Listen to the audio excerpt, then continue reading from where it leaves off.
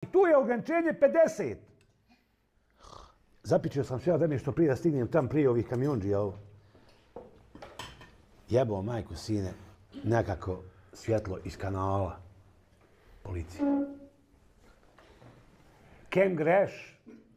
U pičku materinu greš, evo vidi, otkud ti iz kanala, evo ti sve materinu pizdu.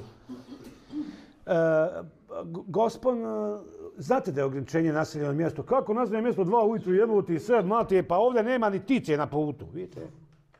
Ograničenje je 50 km na čas, vi ste vozili 63.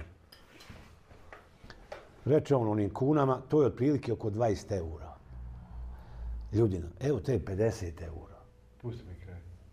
Odmaknite se od mene! Odmaknite se od mene s novcem!